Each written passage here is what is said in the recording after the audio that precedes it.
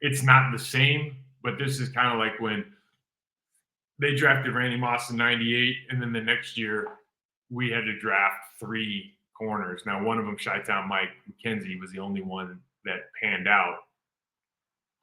But I mean, I guess Vincent got us Amon Green, so I guess 2 of them panned out. But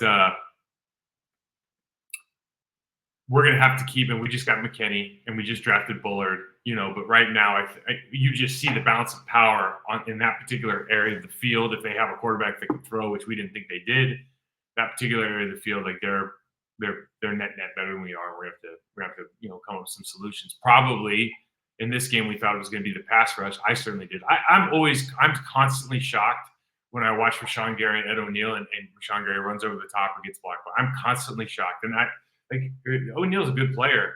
Brian O'Neill. I call him Ed because I'm married with children. But a good player. But I mean, some of the stuff you're like, come on, man. Let's get more. Let's press the pocket. Let's make Sam Darnold move off the spot. Just getting him to move off the spot, we already know from history that he's not the same player. Listener questions. Where the hell did the pass rush unit go? Again, everything we just said. The number one thing is you have the threat of Aaron Jones running the football. The screen game was working really well, and they max protected when they needed to protect. This is what happens when you have superior.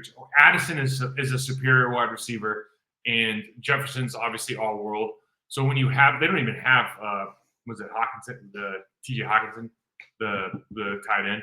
But when you have all world guys with talent and speed, then you can max protect. You can go on 2- and 3-man routes. You can do all this stuff because they'll run past the first, second, third guy. It doesn't matter. Packers have had serious issues with penalties so far this season. What can NFL teams do during the week to improve?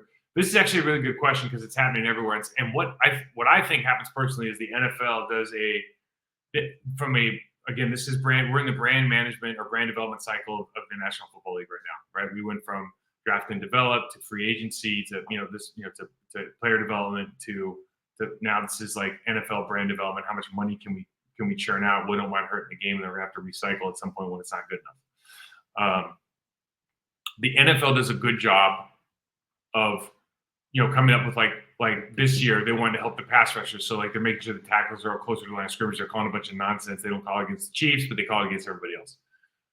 They do a good job of coming up with something that is not going to be that consequential to the game, identifying it and then pushing it and creating narratives because we talk about it. So it's on ESPN all the time. It's on Fox Sports. Like people are talking about these things, and talking is good. Like it keeps it relevant. People aren't going to stop watching. They're just going to keep talking. So I think the only thing you can do is just have some discipline, have some accountability. And I know from my own experience, when you get into those situations, like the only person that can really get you out of like having penalty mistakes and all, understand. So you have to identify, assess, and correct. You have to identify what's going on, assess why it's happening. Maybe it's your footwork. Maybe your hands are starting from outside, going back to inside. And then you just got to work like hell to correct it. And that's all these guys got to do. Is the lack of pass rush with Ford due to scheme, execution, or talent? Yes. Again, I think we don't have a true pass rush, like true 3 technique that is an absolute unit the pass rush game. I've talked about Kenny before and my thoughts on it, but you don't have, like Lucas Van Ness is not a pass rusher. Preston Smith is not a 12 sack a game a season pass rusher. Emegbari might become that, but he's not right now. And Rashawn Gary at this moment in time is not having a ton of success rushing the passer. So where does it come from if it doesn't come from bringing Quay? I think the most effective thing we can do is bring Quay Walker. I think him on a running back is more effective than anything we have right now.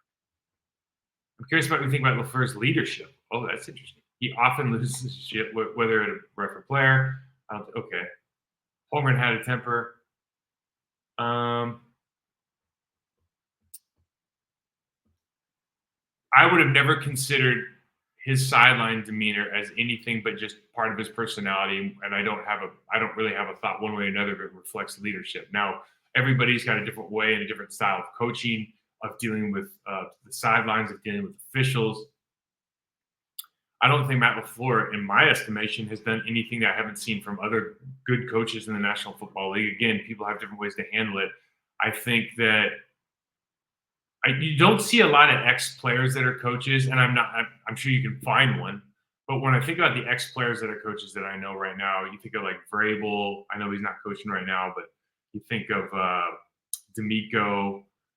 I I don't see the ex players just losing their minds as much as maybe some of the non guys.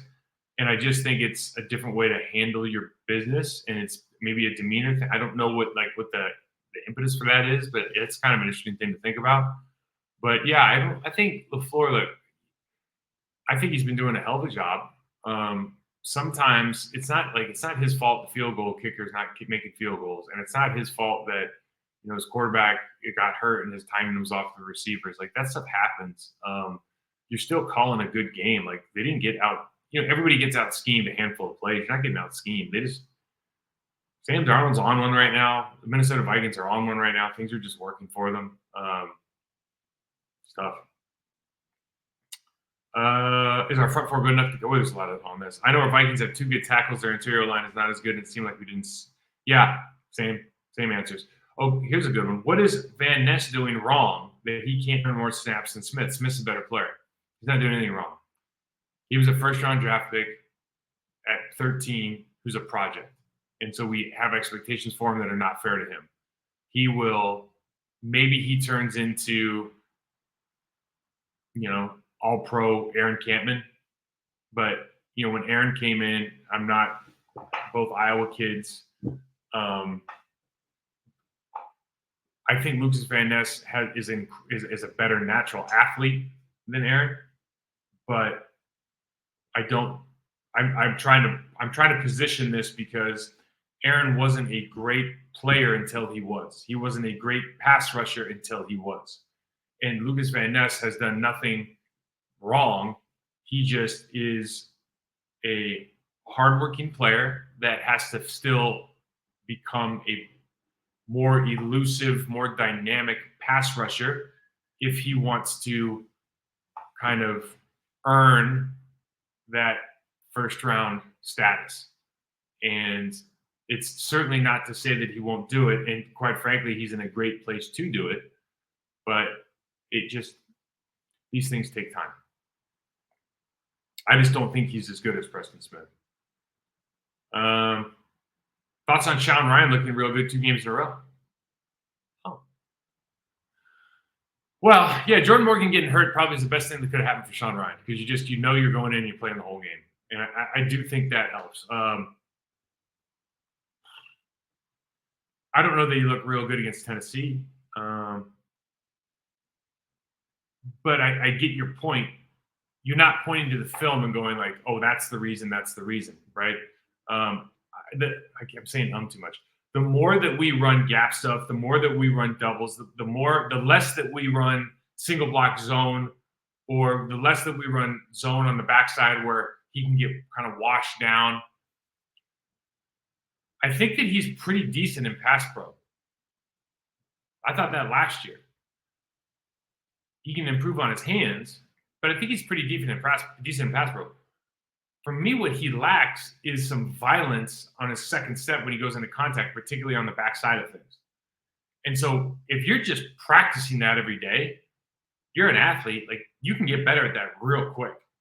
And if he just continues to work at it, like this is the big thing with all of these guys. Everyone's got a different body type, so they're good at different things. But there's only so many things, particularly at offensive line, like a guard. Like I play guard, man. Like there's only so many things you have to get good at before you kind of stand out for being super effective at those things. So we used to run a play where we called it a chip. So Flanagan would have a shade on him, and I would step back into him and kind of chip this guy and then go up to the linebacker. Well, we got so good at chipping that it turned into this thing where we would see how far we could knock that nose tackle to the other side of Mike, because we just practiced it so many times. It was a staple of our offense because a lot of times we're running over defenses and we run like a weak side run, that it forces teams to like shoot their linebacker in that gap or like start shooting their will and playing the linebacker over, because if they let me get that second step down, with how good Mike was with his hands, I could hit the hip and we would just create this huge hole. And it's not because we were like superior athletes, it's just because we did the damn thing so many times. It's like bringing in KB and running Marco and Tausch with the double team, getting great movement, and then KB just, and Bubba just mauling that tray.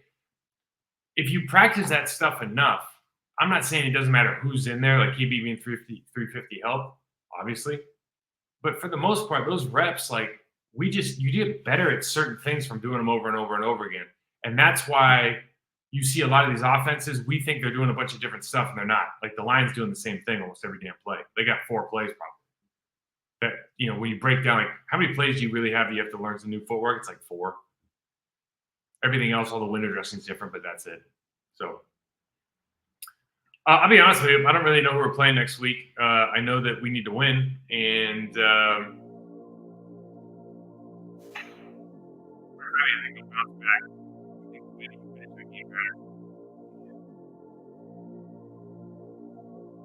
this is a good football. It's a good football team. The Minnesota Vikings are just on right now.